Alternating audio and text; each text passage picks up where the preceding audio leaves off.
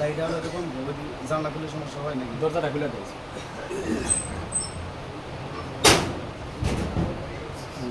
মাশাআল্লাহ। তোমার এগুলো আলো লাগতে দেবে না? শহরের মানুষ এগুলি খোঁজে। শহরের মানুষ কি আলো খোঁজে, কারণ উর্দুতে এটা প্রবাদ বা বাক্য আছে, সুবে কা হাওয়া ওতন কে লিয়ে দাওয়া। সকালের ঠান্ডা আবহাওয়া, ঠান্ডা বাতাস, এটাও শরীরের জন্য যে কতটুকু ওষুধের কাজ করে, এটা তোমরা এখানে থেকে টের পাইতেছ না। যারা শহরে আছে তারা আছে।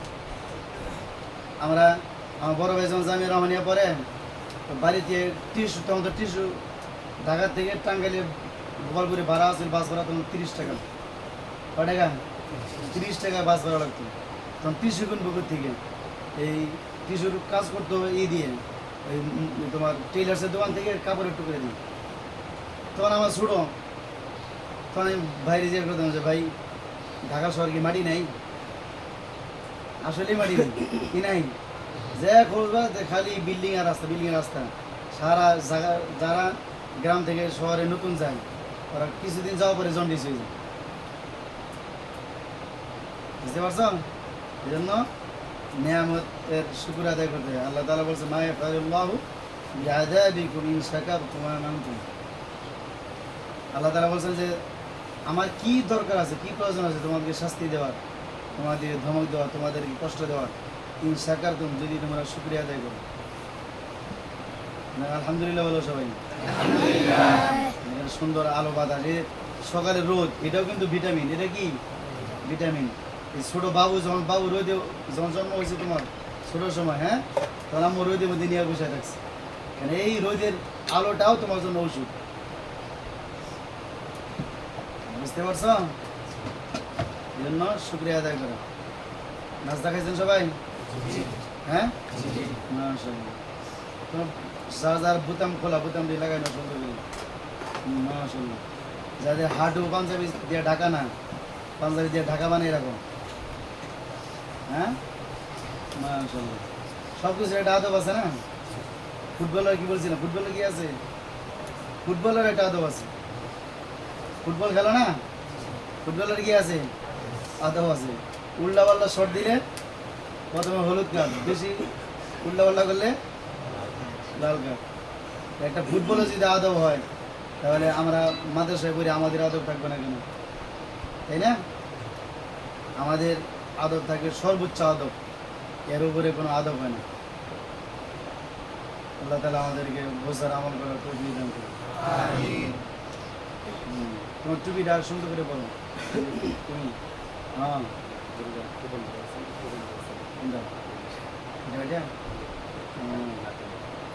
তখন তোমার আব্বুর নাম আমরা এক সাড়ে 16 স্কুলে পড়ছিলাম বসে।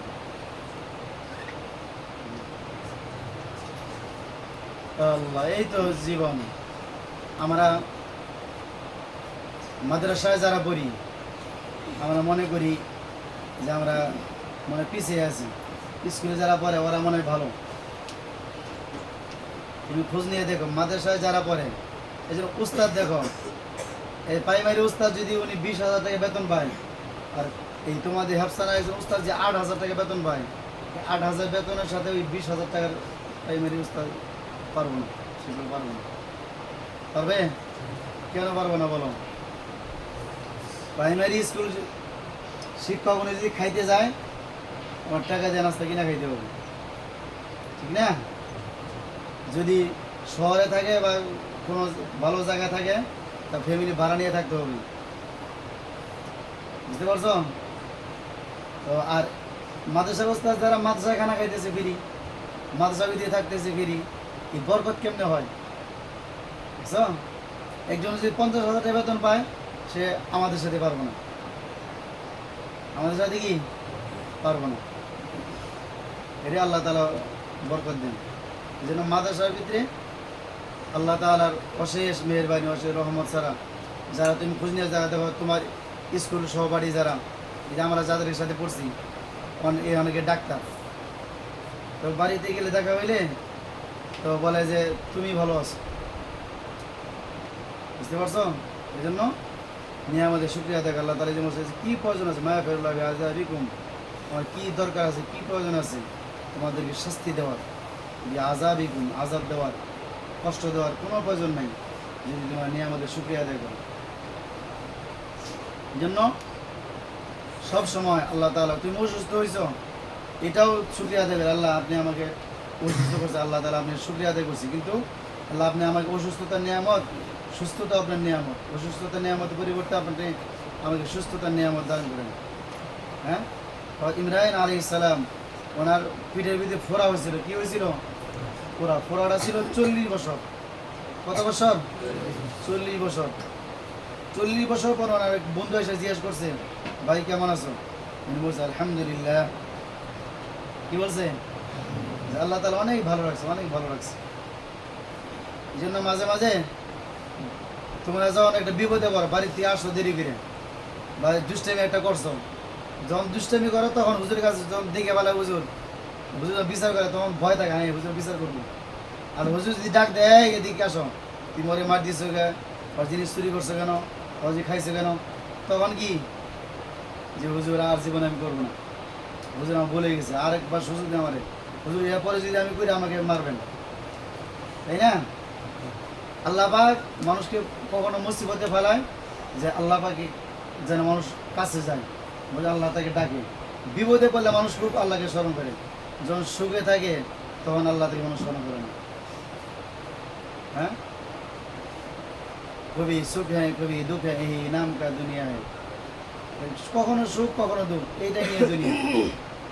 এই কিছুদিন আগে তোমার বাবা ফজরের পরে, ফজরের আগে অসুস্থ, ফজরের পরে বাবা মারা গেছে, তার কিছুক্ষণ পর তার সন্তান জন্মগ্রহণ করছে।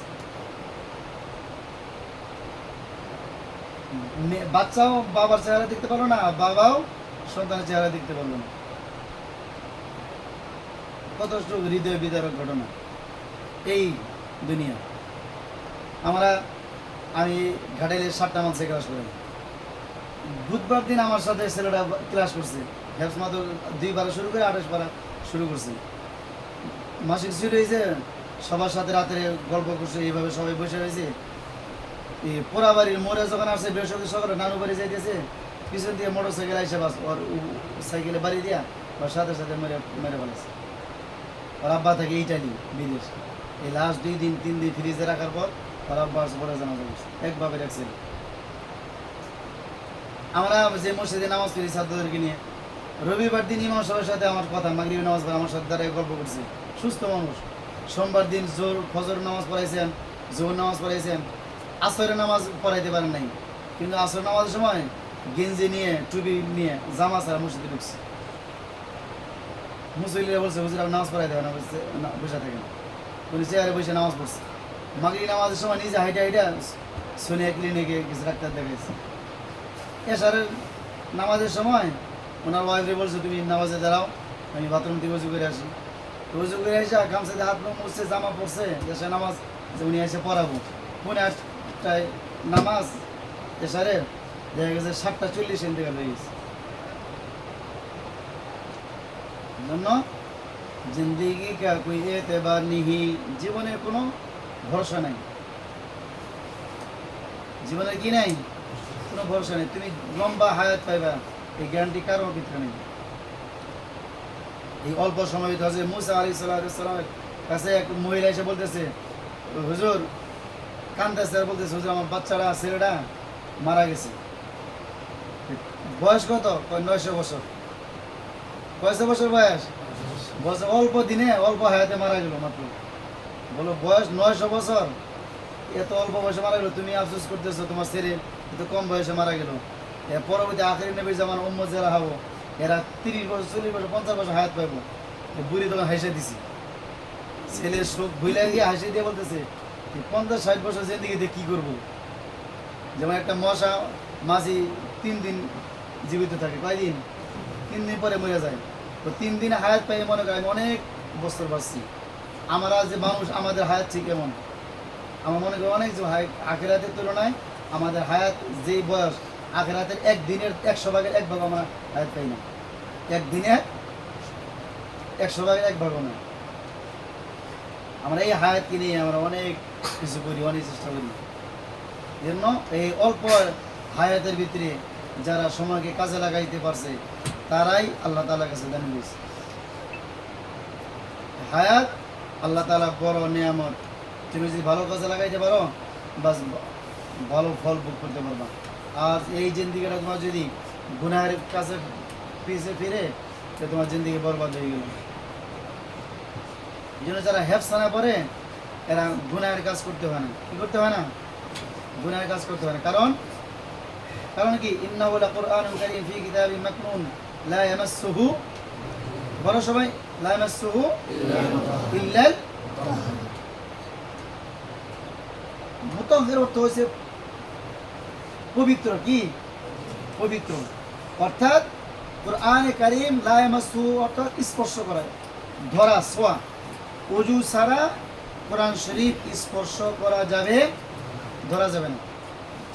কোরআনে কারীম যদি ওযু ছাড়া এটা ধরতে না পারা যায়, ধরা না যায়, মুহাদ্দিসের কারণ এখান থেকে মাসআলা বের করে যারা কোরআন পড়বে, যারা আহলে ইলম হবে তাদের কেউ গুনাহে স্পর্শ করতে পারবে না। বুঝতে পারছো? হুজুররা এই যে হাদিস বলে, মাসআলা বলে, এক একটা মাসআলা দেয়, কিভাবে দেয়? এইখান থেকে এরকম মাসআলা ওনারা ইস্তেমবাদ বলা হয়, এটা মাসআলা বের করেন। তো তুমি কোরআনে হাফেজ, তুমি কোরআনে কারীম পড়তেছো, তোমার কেউ গুনাহে ছোঁয়া লাগাইতে পারবে না। যদি লাগে বাস তাহলে কোরআন শরীফ তুমি ইয়াদ রাখতে পারবে না।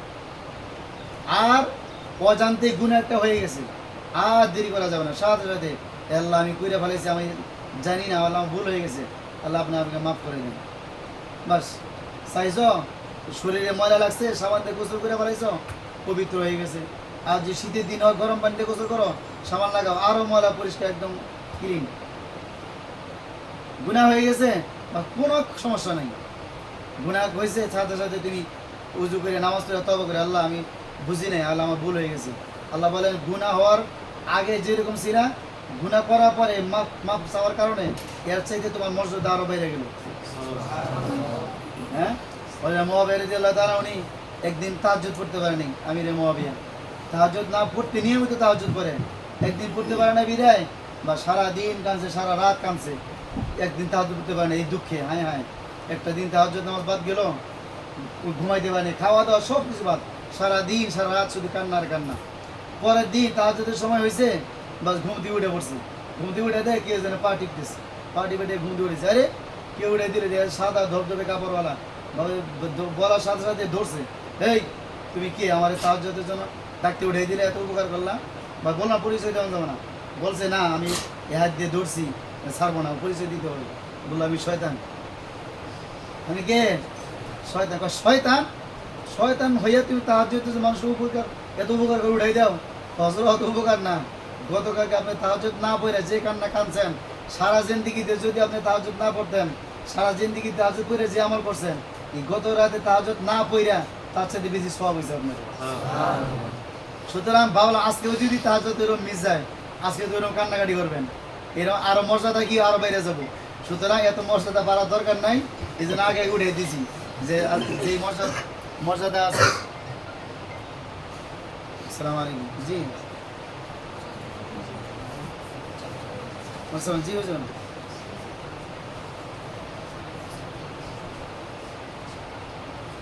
আচ্ছা আচ্ছা।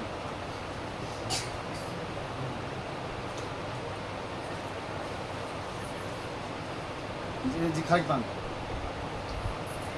কল্যাণপুর খালেক পাম্পে। ওনার গাড়ি কি সার্ভিক না সোনিয়া? সকাল সন্ধ্যা? আচ্ছা আচ্ছা, ঠিক আছে, তাহলে আমি ওই নাম্বারটা দিয়ে দিতেছি আপনার জীবনের টেনশন।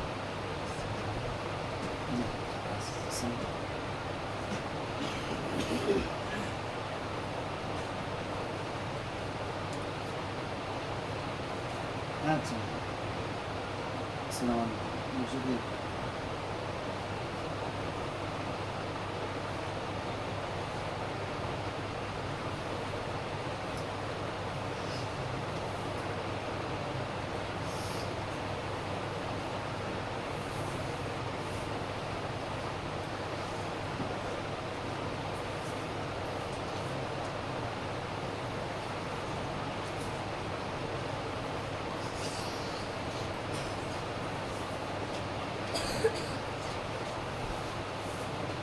গত বছর যারা বোর্ডে পরীক্ষা দিয়েছে ওদেরকে কিছু হারিয়ে দিব বোর্ড কেন্দ্রতে কেন্দ্রটা দেখান বলতেছে সোনার সহ সোনার সহ তোমার ওই টাকাগুলো তো আর একটু হাতে দেওয়া যাবো না পরিচিত মানুষ টাকা যাবো কি এসি বাস আছে টাঙ্গাইলে ওরা ওই দপ্তরে যায় অফিস থেকে তোমার ওই টাকাটা এনে ওনার কাছে দিব করে নিয়ে আমার পয়সা তো এই জন্য জিন্দিগি হায়াতকে কামে লাগাইতে হবে গুনাহ হয়ে গেলে কাল আর বিলম্ব করা যাবে না আল্লাহ আমার ভুল হয়ে গেছে আপনি আমার মাফ করে দেন পারবো তো সবাই আমার ইনশাল্লাহ হ্যাঁ গুনাহ হয়ে গেলে সাথে কী করবা মাফ চাইনি আর বেশি বেশি আল্লাহর কাছে তবা করে আল্লাহ আমাকে কোরআন শরীফ পড়তেছি আল্লাহ আপনাকে কোরআন শরীফ পড়ার জন্য আমি আসছি আপনি আমার জেহান জায়গাতে বাড়াই দেন আল্লাহ আপনি আমাকে বেশি বেশি মেহনত করার তো বিধান করেন আমরা বেশি মেহনত করবো আমরা তো চেষ্টা করি না হুজুরা যখন ক্লাস করে তখনই ক্লাস করি হুজুরা যখন মাস্ক করান তখনই মাস্ক করি বাকি সময় নিজে নিজে চেষ্টা করি না এই চেষ্টা করি না বিধায় আমাদের জ্ঞান খুলে না জ্ঞান বাড়ে না আজকে দেখো তোমাদের উস্তাদ যারা দেখ ক্লাসের 1 নম্বর ছাত্র খুব কম যারা ক্লাসে 2 নম্বর ছাত্র ছিল অথবা সিরিয়ালেই ছিল না ওনারাই এখন মাদ্রাসা পড়াই দিচ্ছে যেন যার মেধা কম সে চেষ্টা করবে বেশি মেহনত করবে বেশি আল্লাহ তাআলা তাকে উপরে উঠে দেবে এটাই নিয়ম আমরা সবাই করবো তো ইনশাআল্লাহ বলো আরবি হরফ কয়টি আরবি হরফ কয়টি বলো আরবি